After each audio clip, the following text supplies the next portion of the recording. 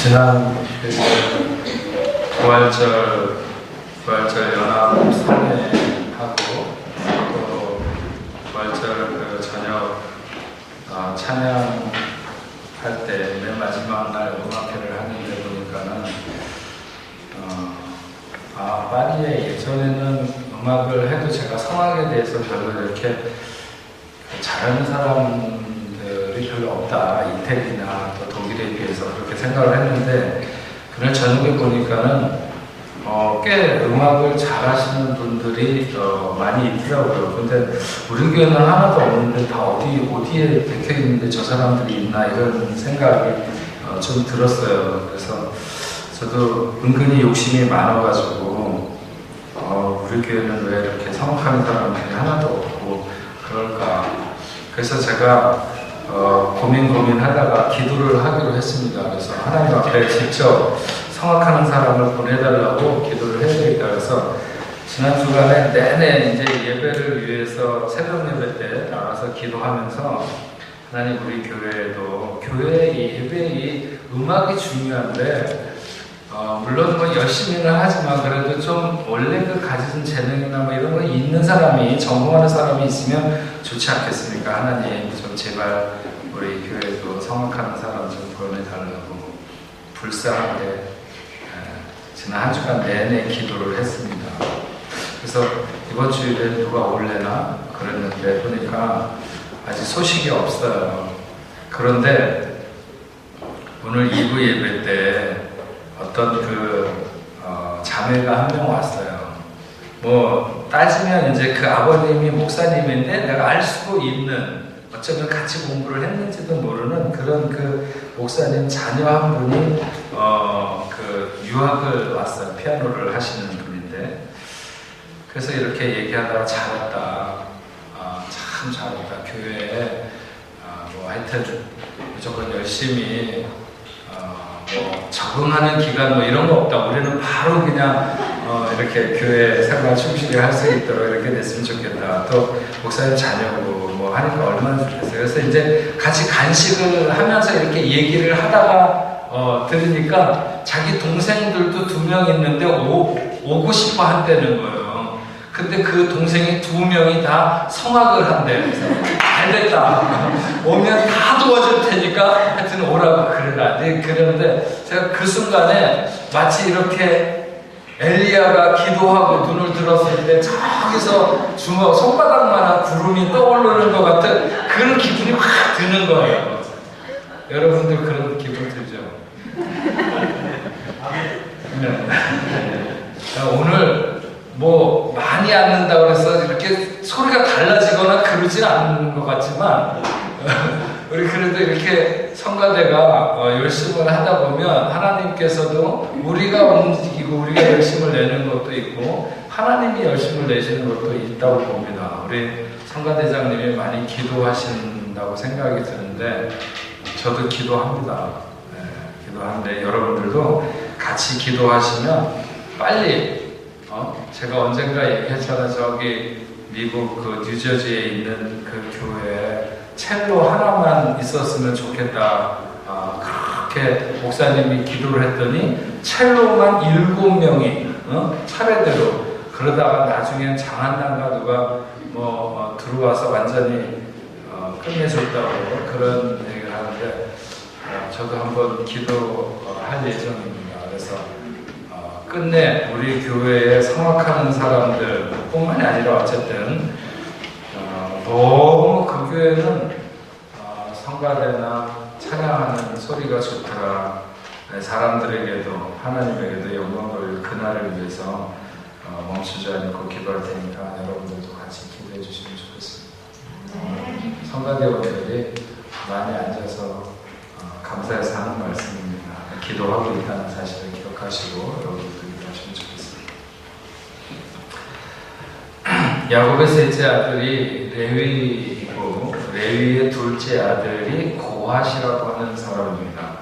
고핫에게 4명의 아들이 있었습니다. 첫째가 아므람, 둘째는 이스할, 셋째가 헤브론, 넷째가 오스엘인데 그 첫째인 아므람에게서 미리암과 아론과 모세가 태어나게 되고 둘째 아들인 이스하락에서 고라라고 하는 사람이 태어나게 됩니다. 야곱의 장자였던 루벤의 자손 중에 엘리압의 아들 다단이라는 사람과 아비람이 있었고, 또 벨렛의 아들 온이라고 하는 사람이 있었습니다. 이 사람들은 모두가 다 광야 생활을 하여가는 이스라엘 민족의 지도자들이라고 볼 수 있습니다. 이들이 광야 생활을 거의 40년간의 생활이 끝나갈 때쯤에 대해서 그때쯤에 일어난 일을 오늘 기록하고 있습니다. 고라와 다단과 아비람 그리고 온이라고 하는 사람은 당시에 이스라엘에 있었던 250명의 지휘관들, 지휘관들이 얼마나 더 있었는지 모르겠지만 그런 250명의 지휘관들을 충동해서 모세와 아론에게 반역을 합니다. 그래서 일어난 사건이 고라 자손의 반역 사건입니다. 이유는 왜 이들이 반역을 일으키게 됐느냐? 모세와 아론이 월권을 행해서 혼자만 높아졌다는 거예요. 그리고 그들이 말하기를 너희만 거룩한 것이 아니다. 온 백성이 다 거룩하지 않느냐. 근데 왜 너희만 특별한 존재인 것처럼 그렇게 하느냐, 이런 것이었죠. 그리고 하나님께서 백성들 중에 계시기 때문에 특별한 중보자나 제사장은 필요 없다, 이런 거예요. 사실 이 고라가 제일 주동 인물인데 고라가 제사장이 필요 없다고 말하는 건 아니에요. 그것이기보다는 자기도 제사장이 될 수 있다는 얘기를 하고 싶은 거예요. 왜 아론만 대제사장이 되어야 되느냐? 나도 대제사장이 될 수 있다. 아론의 아버지 아므람과 고라의 아버지 이스할은 형제지간입니다. 첫째 아들과 둘째 아들의 자녀들인 거죠. 그러니까 서로가 아론과 고라는 사촌지간이에요. 아론이 대제사장이 될 수 있다면 사촌이 나는 왜 못 되느냐, 이런 거죠. 이게 고라의 주장이에요. 그래서 혈통적으로 나도 대제사장을 수행해도 된다라고 하는 것이 고라가 얘기하는 것이었어요. 이 루벤의 자손 중에서 다단과 아비람, 이 사람들은 모세가 본래 약속한 대로 이스라엘 백성들을 젖과 꿀이 흐르는 가나안 땅으로 데리고 인도하지 않았다고 불평하면서 지도자의 말을 듣지 않는 사람들이었어요. 근데 우리가 이전에 말씀을 들어서 알고 있지만 사실은 모세가 그들을 가나안 땅으로 인도하지 않은 게 아니에요. 그들을 데리고 거의 국경까지, 가나안 국경까지 갔었습니다. 하나님께서 말씀하시는 대로 믿음을 가지고 그 땅에 이제 들어가면 되는데 그 사람들이 그 국경에 서가지고 우리가 들어가기 전에 정탐꾼을 좀 보냈으면 좋겠다. 그래가지고 12명의 정탐꾼을 보내서 그 땅을 정탐하고 돌아왔는데 그 중에 10명이 보고하는 보고를 듣고 이 사람들이 마음이 낙담해서 우리가 들어가면 우리는 그 사람들에게 죽을 수밖에 없다. 그러니까 우리가 들어가지 말고 다시 다른 지도자를 세워서 애국으로 돌아가자. 이렇게 해서 하나님의 노를 격발하게 되는 거죠. 그래서 결국은 그 땅에 못 들어가고 그들이 광야에서 40년간의 생활을 시작하게 되는 것이었습니다. 그러니까 결국 못 들어가게 된 이유는 모세가 그들을 안 데리고 간 것이 아니라 데리고 갔지만 그들이 믿음을 나타내지 못했기 때문에 결국 못 들어가게 된 거예요. 그러니까 이 사람들이 못 들어가게 된 이유는 모세의 책임이 아니라 자기들의 책임인데 모세의 책임으로 돌리고 있는 거죠. 250명의 지휘관들도 이런저런 이유로 인해서 반역하는 사람들과 함께 한 무리가 되어서 따르게 되었던 것입니다. 그들은 조직적으로 모세와 아론에게 반기를 들고 대적했습니다. 요즘 말로 말하면 모세와 아론을 왕따시키고 자기들끼리 이렇게 세를 규합했습니다. 모세는 다단과 아비람에게 회개할 기회를 주기 위해서 엘리압의 두 아들을 불렀습니다. 오라고. 그랬을 때 그 사람들은 모세를 악평하면서 오기를 거절했습니다. 성경에 보면 모세가 심히 노했다, 분노했다는 거죠. 모세는 성경에서 가장 온유한 사람이라고, 세상에서 가장 온유한 사람이라고 성경이 하나님도 인정했어요. 이 모세가 얼마나 온유한 사람인가. 그가 그렇게 화를 내게 되는 것은 자기를 악평하는 것에 대한 사적인 감정 때문이 아니라 하나님께서 베풀어 주신 구속의 은혜를 이 사람들이 악평하는 것에 대해서 모세가 듣기가 어려웠어요. 그래서 모세는 고라를 비롯해서 반기를 드는 모든 지휘관들에게 향로를 가지고 나와라. 하나님 앞에 각자가 다 그 분양하는 지도자들의 향로가 있는데 그 향로를 가지고 나오라고 그랬어요. 그랬을 때 이 고라는 자기가 마치 그 민족의 최고의 지도자가 된 것처럼 온 회중을 다 불러 모았어요. 우리만 나가는 게 아니라 사람들 다 회중, 온 이스라엘 백성을 다 나오라고 그랬고 회막문 앞에 나오고 그 다음에 자기들이 향로를 가지고 이 그 두 사람 모세와 아론을 대적하기 위해서 그들이 그 회막문 앞에 섰을 때 그때 하나님이 그들에게 나타나셨습니다. 그러면서 하나님이 모세와 아론에게 말씀하셨습니다. 빨리 회중에게서 떠나라. 내가 순식간에 그들을 멸하려 하노라. 그랬을 때 모세와 아론이 동시에 하나님 앞에 엎드렸습니다. 엎드리면서 하는 말이 한 사람이 충동해서 시작된 범죄인데 온 회중에게 벌을 내리시겠습니까? 고라 한 사람이 사람들을 충동하면서부터 시작해서 이런 일이 벌어진 건데 그 한 사람 때문에 이 모든 사람들을 다 벌하시겠다는 것입니까? 하면서 하나님 앞에 엎드려서 간구할 때 하나님이 다시 말씀하셨습니다. 빨리 회중에게 말해서 고라와 다단과 아비람의 장막 사방에서 떠나도록 해라. 그래서 모세가 회중에게 말하기를 이 악인들의 장막에서 빨리 떠나라. 이러니까 사람들이 모세의 말을 듣고 떠나야 될 것 같은 생각도 들기도 하고 그러면서 쭈삣쭈삣 아마 흩어지기 시작했을 것입니다. 어쨌든 또 사람들이 흩어지기 시작하니까 다 흩어져야 된다고 생각을 하고 이렇게 흩어지게 되었겠죠.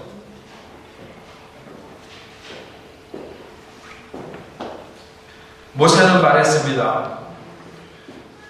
악인들의 장막에서 떠나고 그들의 물건을 아무것도 만지지 말라. 그들의 모든 죄 중에 너희도 멸망할까 두렵다.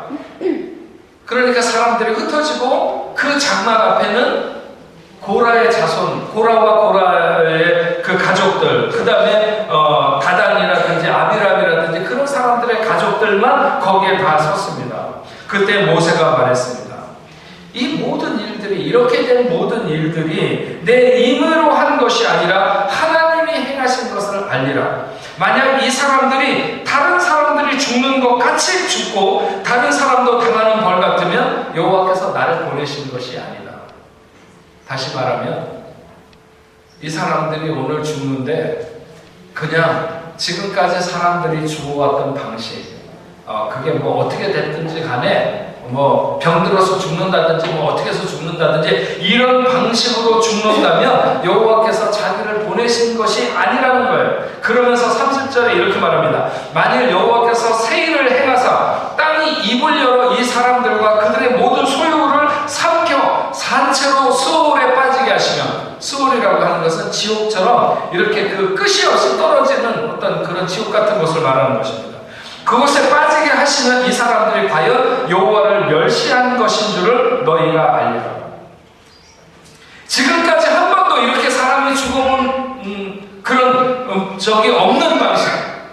아마 40년 광야 생활을 거의 끝내는 때쯤 됐을 테니까 수도 없이 많은 장례식을 치렀을 것입니다. 그 사이에 사람들이 이렇게 죽고 저렇게 죽고 뭐 별별 이유로 많은 사람들이 죽고 그런 사람들을 장례했을 거예요. 근데 지금까지 그들이 한 번도 본 적이 없는, 사람들이 죽어갈 때 본 적이 없는 모습으로 사람들이 죽어갈 것이라고 하는 거죠.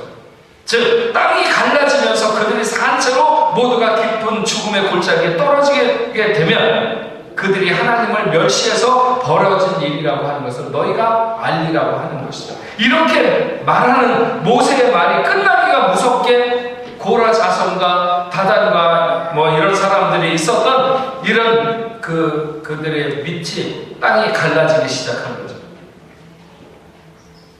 그래서 고라에 속한 모든 사람들과 그의 재물을 삼켰습니다. 모세가 말한 대로 그들은 산채로 땅이 갈라진 사이로 빠져들었고 땅은 다시 그 사람들을 삼킨 후에 합쳐졌습니다. 이스라엘 사람들이 혼비백산에서 난리가 나서 도망갔어요. 땅이 갈라졌을 때 그냥 조용하게 갈라지지 않았을 거예요. 땅이 갈라질 때 아마 사람의 고막을 찢는 소리, 들어본 적이 없는 원천적으로 그 인생을 놀라게 하는 그런 소리가 나면서 아마 사람들을 그 사이에 빠뜨렸을 것입니다. 그리고 거기서 멈춘 것이 아니라 향로를 들고 분향하기 위해서 나와 있었던 그 고라와 한 마음이 되었던 250명은 그 자리에서 하늘에서부터 내려온 불로 그 모든 사람들이 다 죽게 되었습니다. 얼마나 놀라고 끔찍한 일입니까? 아마도 사람들은 다 도망가느라고 그렇게 하늘에서 불이 내려서 250명의 그 지도자들이 처형되는 것을 제대로 보지도 못했을 거예요. 그런데 그 다음날 되니까 자기의 자식이며 자기의 아버지고 자기의 남편인 사람들 250명의 지휘관들이 모두 죽은 것이 인류야 어디에 있었든지 간에 너무 받아들일 수 없는 아픔이었던 거죠. 그 백성들이 생각할 때 사람들은 모세와 아론을 원망하기 시작했어요. 너희가 그들을 죽였다는 거죠. 이 사람들 250명 모두 이름 있는 사람이었다고 했어요. 이름 없는 사람이 있었겠어요? 이름이 있다고 하는 것은 그 민족의 지도자급 되는 사람들이라는 거죠. 가문으로 보면 굉장히 두드러지고 뛰어난 사람들이었다는 게 이 250명의 사람들이 모두가 다 자랑할 만한 인재들이었습니다. 그러니까 그런 엄청난 일이 어저께 있었음에도 불구하고 모세와 아론을 원망할 수밖에 없는 그런 마음이 드는 거예요. 자기 집안에 보배 같은 존재가 정말 군계 일학 같은 뛰어난 그런 사람들이 죽었으니까 그런 사람이 한두 사람 죽은 게 아니라 250명의 지도자들이 한꺼번에 다 죽었으니까 사람들이 막 이런 것을 속상한 것을 막 이렇게 드러내다가 점점 분노가 차오르게 되고 그러다가 드디어는 모세와 아론을 치기 시작하는 거예요. 처음에는 그냥 밀쳤겠죠. 너 때문에 죽었다 뭐 이러면서 그러다가 이제 막 분노가 차오르니까 치기 시작한 거예요. 곧 죽일 기세로 달려들게 되는 거죠.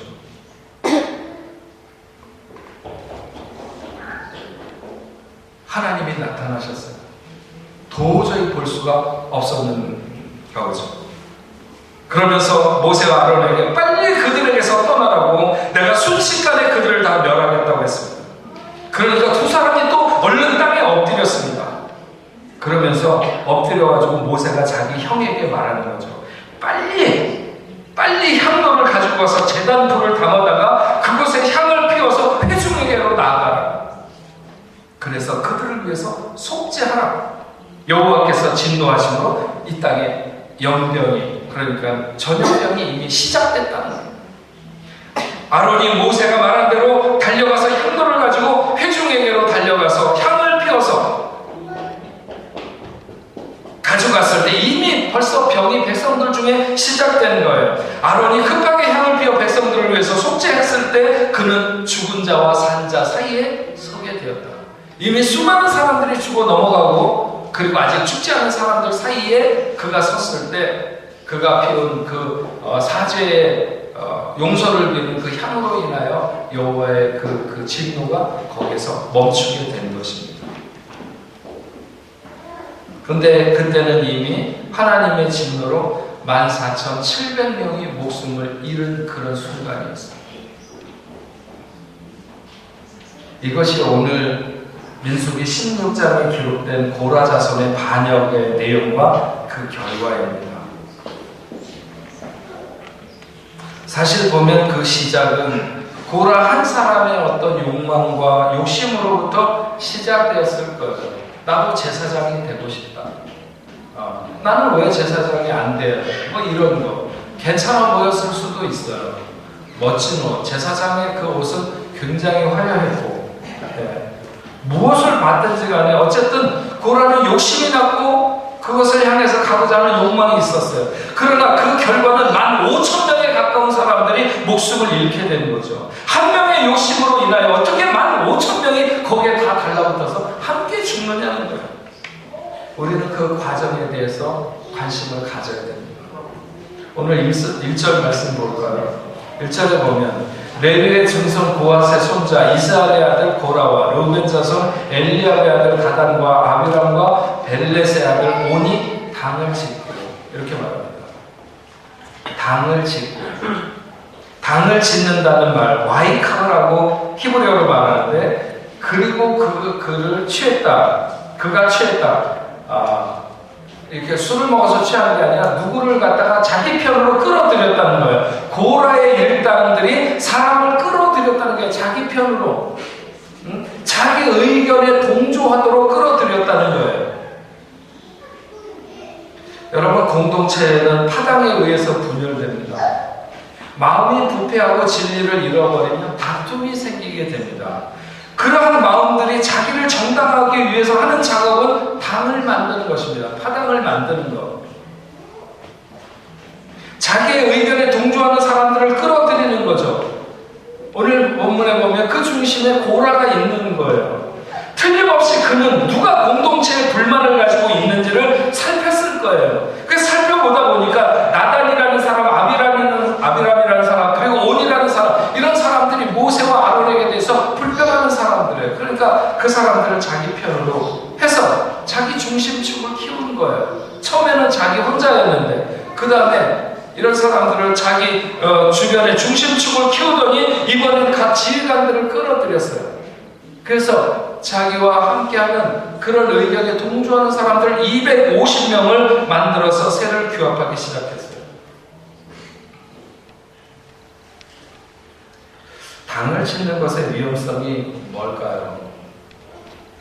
처음에는 아마 각자가 자기의 이유가 있었을 거예요. 이래서 나는 불만이고 이래서 나는 뭘 원하고 하는 것들이 있었을 거예요. 그런데 이게 당을 짓게 되면 나중에 당을 지어 거기에 힘이 생기면 그 힘이 이유가 되는 거죠. 그래서 정당한가 정당하지 않은가, 이게 하나님이 원하시는 일인가 원하시지 않는 일인가 하는 것이 중요한 것이 아니라 힘이 있는가 힘이 없는가, 내 편인가 내 편이 되지 않는가, 이런 것을 중요하게 여기게 되는 거죠. 오늘 말씀에 보면 이름이 분명히 기록된 고라와 다단과 아비람 그리고 온, 이 사람들은 적어도 자기 주장과 욕망이 있어서 이렇게 되었다 하더라도 250명의 지휘관들, 이름도 기록되지 않고 다만 이름 있는 유명한 사람들이라고 하는 이 250명의 지휘관들, 소위 당시로 말하면 엘리트 코스를 밟고 잘 나가는 사람들이라고 말할 수 있는 이 지도자들, 근데 이 사람들이 모두가 한꺼번에 여호와의 진노의 불에 다 죽었습니다. 또 14,700명의 백성들, 그들은 정말 모세와 아론에게 그렇게 불만이 가득해서 그래서 죽더라도 구테타나 한번 일으키고 죽었으면 좋겠다, 이렇게 생각했을까요? 그렇지 않았을 것입니다. 그렇지 않았어요. 250명의 지도자들도 마찬가지고 14,700명의 백성들도 마찬가지예요. 그냥 대부분 어떤 세력의 파당에 휩싸이게 되는 거죠. 예수님께서 예루살렘에 입성할 때는 막 옷을 벗어서 펼치면서 호산나 호산나 다윗의 자손 우리의 구세주로 오시는 이를 찬송하고 맞았다가 일주일도 안 돼서 그를 십자가에 못 박으라고 소리질렀던 예루살렘의 거민들처럼,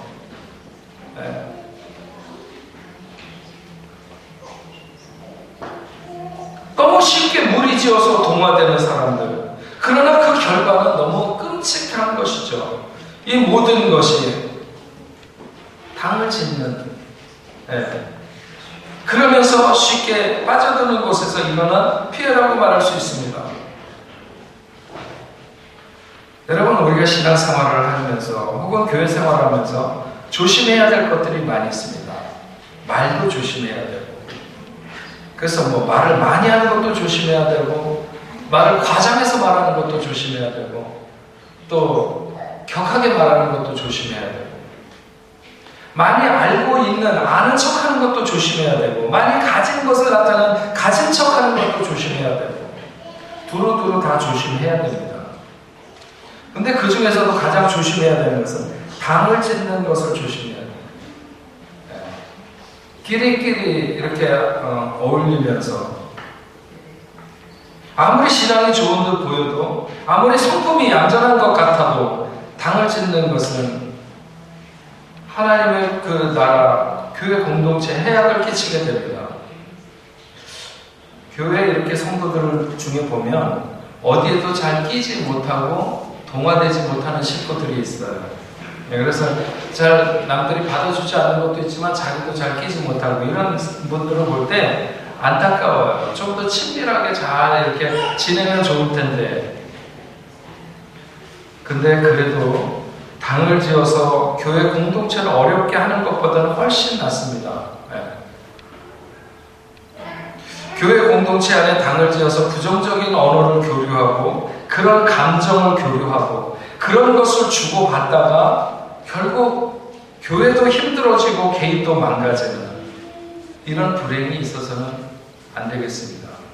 오늘 이 민수기 16장에서 고라의 반역 사건을 통해서 우리가 이런 사실을 분명히 깨우쳐야 됩니다. 오늘 9절 10절 말씀에 이렇게 기록합니다. 이스라엘 하나님이 이스라엘 회중에서 너희를 구별하여 자기에게 가까이 하게 하사 성막에서 봉사하게 하시며 회중 앞에 서서 그들을 대신하여 섬기게 하심이 너희에게 작은 일이겠느냐? 하나님이 너와 내 모든 형제 레위 자손으로 너와 함께 가까이 오게 하셨거늘 너희가 오히려 제사장의 직분을 구하느냐? 결국은 고라에게 하는 얘기죠. 고라에게 성막의 봉사 직무는 어느 사역과도 비교할 수 없는 레위 지파 사람들에게만 주어진 아주 고유하고 영원된 직분이었습니다. 하나님이 지정하시고 또한 부르셔서 맡기신 일입니다. 직능의 차이가 있을지는 몰라도 하나님에게 인정받는 것에 있어서는 똑같은 것입니다. 그런데 받은 은혜를 감사하기보다는 다른 사람과 비교해서 불평하고 원망하는 것은 하나님 앞에 죄를 범하는 것이다. 하나님은 모세와 아론에게 그들에게 맞는 직분을 주셨고, 고라에게도 그에게 맞는 직분을 주셨습니다. 모든 사람이 제사장이면 레위인들이 감당해야 돼요. 그래서 하나님의 법궤를 메고 옮긴다든지, 이런 모든 일들은 누가 하느냐는 거죠. 우리 얼굴에 입만 있으면 코가 해야 되는 기능은 어떻게 되고, 우리에게 귀만 있으면 입은 어떻게 되느냐는 거죠. 하나하나마다 맡겨진 직분이 귀하고 다 소중하다. 그것이 어떤 일이든지 간에. 근데 사실은 우리는 이런 그 함정에 빠지기가 쉽습니다. 이건 막 독특하고 이상한 사람만 빠지는 게 아니라 대부분 다 빠지기가 쉬운 함정이에요. 미리암과 아론도 모세를 비방했던 이유는 그것입니다. 하나님이 너와만 말씀하셨느냐? 나와도 말씀하시지 않았느냐? 그래서 모세를 존중하지 않고 이렇게 막 말하다가 보니까는 범죄에 빠지게 된 거예요.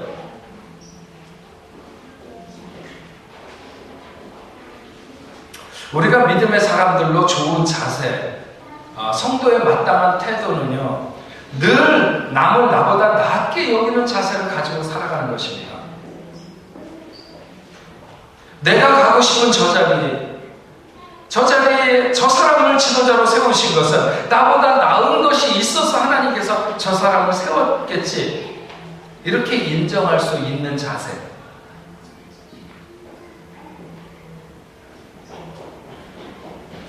이게 성숙한 사람의, 성숙한 그리스도인의 태도입니다. 세상적으로도 볼 때 다른 사람이 대단해 보일 때 내가 대단한 사람이 되어가고 있는 것입니다. 세상 모든 사람이 다 별것 아니고 그까짓 것, 그까짓 것 그렇게 말하고 있는 한 그 사람도 그까짓 것에 머물러 있는 거예요. 뭐 하나 얼마나 작은 것이라도 걸레 하나 들고 뭐를 닦아도 그 사람이 참 대단해 보이고 존경스러워 보이고, 그렇게 보일 때 우리는 내 인격이 그렇게 되어가는 것입니다. 그런 사람이 되어가는 것이고, 남을 나보다 낮게 여기는 사람, 이것이 그리스도인의 성숙한 태도고 마땅한 태도라고 봅니다. 22절 말씀은 그 두 사람이 엎드려 이르되, 그 두 사람 모세와 아론이죠. 모세와 아론은 하나님이 그 백성을 치시려고만 하면 땅에 엎드리는 거예요. 하나님 앞에 엎드려요. 아, 잘됐다. 하나님, 그렇지 않아도 내가 하나님이 좀 저 백성들을 치기를 원했습니다. 하나님, 혼을 내주십시오. 이런 마음을 단 한 번도 그들이 갖고 있지 않다는 거죠. 하나님이 치려고 하면 땅에 엎드려. 그것은 그만큼 아론과 모세에게 그 백성을 향한 애정이 깊었던 것이고, 자신들이 중보자로서의 역할에 집중하고 있었다고 하는 것을 알 수가 있습니다. 특히 모세는 항상 하나님 앞에 엎드려 묻는 것을 잘하는 사람이었어요.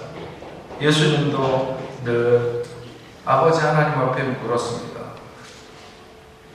여러분, 기도는 우리의 삶에 있어서 최후의 수단이 아니라 최초의 수단이 되어야 합니다. 하나님께 기도한 모세는 반역하고 대항하는 고라와 지휘관들에게 하나님의 판결을 우리가 받자, 이렇게 제안을 합니다. 일단 그들에게 화를 내고 자기 마음의 분노를 다 쏟아붓는 것이 아니라, 화는 너무 나지만, 견딜 수 없이 화가 나지만, 그래도 하나님 앞에 먼저 물으면서 하나님의 뜻을 우리가 같이 묻자고 이렇게 그 사람들에게 제안합니다. 오늘 우리가 성찬 예식과 세례식을 합니다. 나는 죽고 하나님이 나의 주인으로 사는 것이 세례의 정신입니다. 이스라엘 백성들이 홍해를 건너올 때 그 하나님께서 그 물 가운데로 그들을 지나가게 하신 것은, 이제는 내가 거기서 죽고 여기서를 지나면서부터는 하나님만 의지해서 산다고 하는, 하나님으로 산다고 하는 것을 나타내 준 사건이 홍해를 건너는 사건입니다. 우리가 세례를 받는 것도 마찬가지죠. 나는 죽고 하나님으로 산다는 것입니다. 하나님이 예수를 주와 그리스도로 세우신 그 영적인 질서를 추구하면서 우리가 살도록 마음에 결심하고 살아야 됩니다. 이렇게 교회 생활하다 보면 우리 뽕패밀리의 그 리더, 뽕장이 나보다 인격이 낮게 느껴질 수도 있어요. 아, 저 사람 앞에 서는 사람이 좀 조심해서 말도 하고 좀 더 이렇게 뭐 잘하면 좋을 텐데, 저 사람 너무 마음에 안 들어, 뭐 그렇게 보여질 수도 있죠. 또 앞에서는 목사나 전도사나 교육자들이 사려 깊어 보이지 않을 수도 있습니다. 그래도 하나님이 세우신 리더로, 목자로 마음을 합쳐서 함께 섬기며 교회 생활을 하는, 거기에 우리의 삶의 길과 가야 되는 방향이 있는 줄로 믿습니다. 그러기 위해서 우리는 늘 하나님 앞에 엎드려서 그의 뜻을 묻는 자세로 오늘을 살아가는 우리가 되어야 될 줄로 믿습니다. 민수기 16장에 보면 하나님이 그 백성들을 심판하시는 삼중으로 심판을 하십니다. 그분의 분노가 얼마나 컸는가 하는 것에 짐작을 해봐요. 땅이 열려져서 고라의 닭을 삼켰고, 하늘에서 불이 내려서 분양하던 250명을 죽였고, 또 14,700명을 전염병으로 죽게 했습니다. 그런 가운데 그 재앙을 멈추게 한 것은 아론의 향로를 통한 분향의 제사였습니다.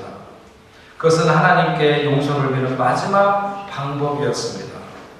하나님은 그 분향을 받으시고 형벌을 멈추시게 됩니다.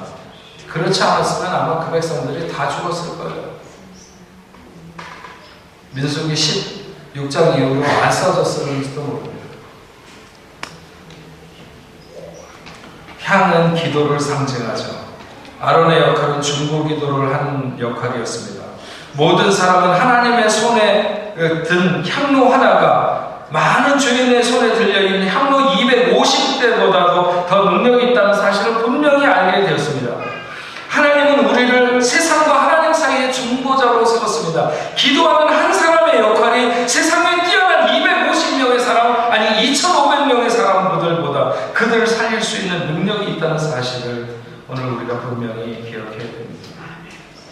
불신하며 불평으로 죽어가는 그런 사람들을 살리기 위해서 죽음의 기운이 서린 그 거리로 향로를 들고 달려가던 대제사장 아론과 같이 하나님 앞에 목숨을 건 중보자로 오늘 우리들은 세상 앞에 서야 될 줄로 믿습니다. 하나님을 알지 못해서 죽어가며 오늘도 무너져가는 그 죽음의 그림자가 두려운 세상을 향해서 향로를 들고 뛰어가는 우리들이 되어야만이 우리는 세상을 살릴 수 있습니다.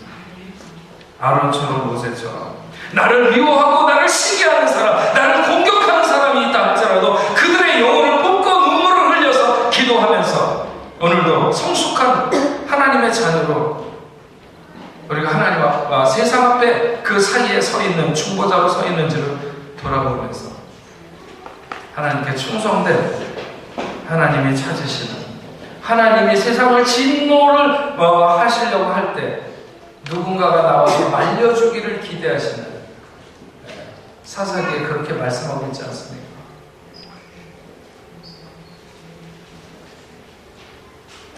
아론과 모세처럼 죽음의 하나님, 죽음을 가지고 세상을 멸하시려고 하는 그 하나님을 막아서며 오늘도 죽어가는 자를 구원하는 그런 능력의 사람들로 하나님 앞에 또 사람들 앞에 서는 저와 여러분들 되기를 주님의 이름으로 축원합니다. 기도하겠습니다. 하나님 아버지, 이스라엘 백성들이 광야를 지나가면서 많은 시간에 원망하고 불평했습니다. 인간적으로 생각을 해보면 별로 크게 틀릴 것 없이 생각되는 것은 우리도 똑같은 죄성에 빠져 있기 때문에 아마 그렇지 않을까 이런 생각을 합니다. 과연 나는 고라의 입장이었으면, 나는 250명의 지휘관의 입장이었으면, 나는 14,700명의 백성들의 입장이었으면 나는 과연 그 모든 재앙을 넘어서 살아남을 수 있었을까? 하나님, 결코 그렇게 자신할 수 있을 만한 그런 삶이 되지 못했을 것입니다. 다만 은혜로 오늘도 하나님께서 이 민수기 16장에 있는 말씀을 통해서 우리에게 들려주시는 하나님의 음성을 저희가 듣기를 원합니다. 하나님, 우리가 늘 하나님의 뜻이, 하나님의 원하심이 무엇인가를 물을지언정 사람들끼리 당을 지어서 힘을 규합하고 하나님의 뜻을 거스르는 저희가 되지 않도록 주여 도와주옵소서. 우리 각자에게 맡겨주신 사명이 얼마나 귀한데 마치 가시나무가 모든 나무 위에 서서 왕이 되려고 했던 것처럼 아버지 하나님, 저희가 그렇게 자신의 본분을 잊고 사람들 위해 춤추는 자들이 아니라 하나님이 맡겨진 일에 잘 감당하는 저희들 되게 하시고, 하나님께서 그 백성들을 치려고 할 때 정말 향로에 향을 담아가지고 백성들을 향하여 뛰어가던 그 아론의 모습처럼 저희들도 세상을 살리기 위해서 이 땅에 혹은 멀리 아프리카까지 복음의 향을 들고 달려가는 저희들이 될 수 있도록 주여 도와주셔서 오늘 우리로 인하여 구원받는 하나님의 백성들이 이 땅에 가득하게 하시고 세상 끝에도 넘쳐나도록 주님 축복하여 주옵소서. 예수님의 이름으로